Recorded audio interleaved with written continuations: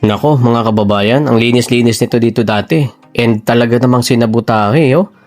Nako po, yari talaga ito kay Mayor Isko ang gumawa nito. Magandang araw mga kababayan, and muli, once again, thank you so much sa inyong patuloy ho na panonood dito ho sa ating YouTube channel. At this time, dito tayo muli dito sa may Intramuros Bridge na kung saan hapon ito. So nung unang na-cover ho natin, umaga, din ngayon hapon. Tingnan natin yung pagkakaiba na nung umaga at saka hapon. Di hamak na dito pa lamang, napakarami na po ng tao. Talaga namang napakarami po ng mga namamasyal dito pagdating ho ng hapon. Ang problema nga lang mga kababayan, pagdating ho dito, nung nakaraan, nung ako'y dumaan dito, napakalinis ho nito. Ito yung sinasabi talaga na talagang mayayari talaga kay Mayor Isko Moreno, yung mga nagkakalat dito sa Maynila. Nung nakaraan nung dumaan ako, napakalinis nito. Pero talaga namang parang sinadya talaga yung paglalagay ng basura dito mga kababayan. Dahil naman palagi naman din talaga naglilinis ang ating pong mga inatasan po ng City Government ng Maynila na kung saan linisin ang location ho na ito. Kaso nga lang mga kababayan, nagkataon lang talaga siguro na baka pag alis talagang nilagyan ho ng mga basura.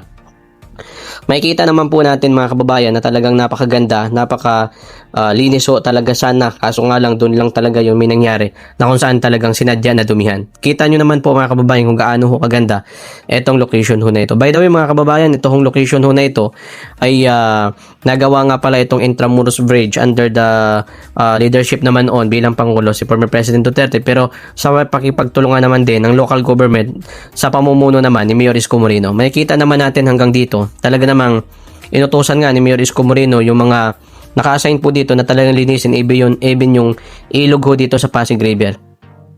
So hanggang dito mga kababayan, makikita po natin na talaga namang napakarami na po nang talagang namamasyal ho dito pagdating ho ng hapon. Talaga nang naging tourist spot itong bridge ho na ito. Napakaganda sana kapag nagkaroon ho ng tuloy-tuloy ng mga proyekto sa ating bansa.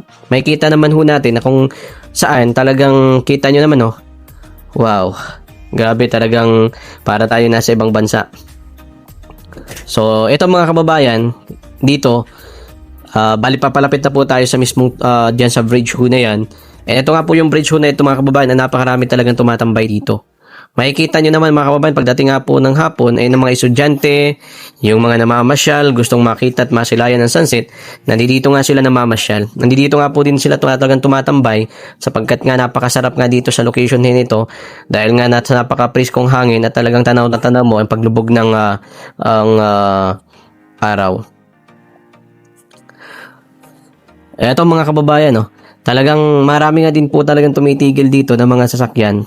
Lalo na po nung itong bago pa lamang ho nagawa itong bridge ho na ito, talagang naging tourist spot talaga ito ng sobra-sobra mga kababayan. Pababa na nga po tayo kabayan dyan sa may Esplanade. And yung Esplanade naman talagang buti naman at ipinagpatuloy. Although panahon pa ni Mayor Isko Moreno, meron na yan. Pero at this time po ay pinagpatuloy na rin po mga kababayan na kasalukuyang administrasyon.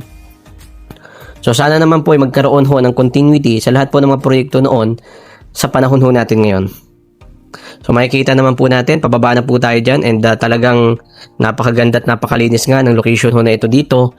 And kung sino man po talagang mahuli na kung saan ay nagdudumi, nagtatapon ho ng sinasadya ho mga basura sa location ho na ito ay talagang mananagot talaga yan sa kay Mayor Isko Moreno. Napakarami nga mga kababayan ng mga nagtitinda dito. Dahil nga po pagdating ng hapon, syempre hindi na po dito mainit. Simula naman umaga hanggang mga bandang alas 3 po ng hapon, talaga napakainit ho sa location nito. Kaya wala po tayong makikita mga tao na kung saan tumatambay, nagdadaan, o lumalakad ho sa location ho nito. Kaya nga po mga kababayan, dumami yung vendors dito dahil nga sa yung mga vendors po kasi sa Quiapo, marami po kasi doon ang talagang naalis sapagkat nga yung mga bangkita, yung iba kasi napupwestuhan na. Kaya naman mga kababayan, good news din dahil dito na po sila pinapwesto.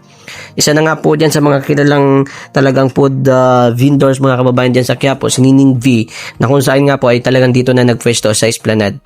Dahil nga marami talaga sa location dyan sa Quiapo ay talagang pinagbawalan na magpwesto po ang ating mga vendors. Dapat lang naman po yun mga kababayan upang naman lumuwag yung ating mga kalsada. Marami na ho kasi sa mga talagang mga sasakyan ang talagang nagtatraffic dyan sa Quiapo sapagkat napakarami nga ng mga vendors na nakapwesto dyan. So okay naman po dito mga kababayan, siguro naman di hamak na mas marami talagang binta nila dito sapagkat nga kung ikukumpara natin, napakarami ng tao dito pagdating ho ng hapon.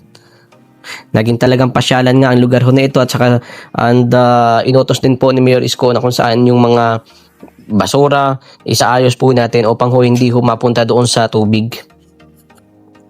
Dito naman mga kababayan, talagang napakalinis. Nung una nga akong pumunta dito mga kababayan, marami nga ditong mga basura dyan sa tubig. Pero ngayon naman ho ay talagang okay na. Kita nyo naman oh. Mga bata, mga ano natin, talagang dito talaga sila namamasyal pagdating ho ng hapon. Papasalamat naman ho ako dahil nga na-continue itong project ko na ito. Although noon pa man ito mga kababayan, pero na-continue siya ngayon kaya nagpapasalamat po tayo. So dito nga, talagang okay naman, malinis.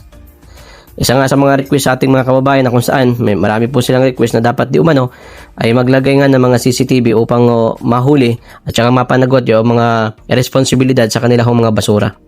Marami kasi namamasyal dito mga kababayan, talaga yung iba iniiwan lang sa gilid-gilid yung kanilang mga basura. Kaya nga mas maganda na malagyan nga ng CCTV upang mapanagot at mahuli yung mga nagtatapon ho ng kusa ng kanilang mga basura dito ho sa location ho na ito. Sa unang vlog nga natin, nung umaga talagang mayroong basura doon nung paakyat tayo sa Intramuros Bridge. Pero ngayon naman dito okay naman.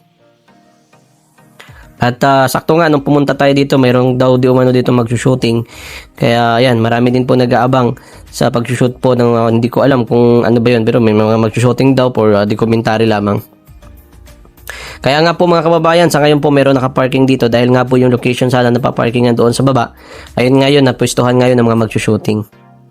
Kaya nga po marami po dito yung mga yung mga sasakyan na nandyan po naka-parking sa ngayon. Baka ho kayo magtataka.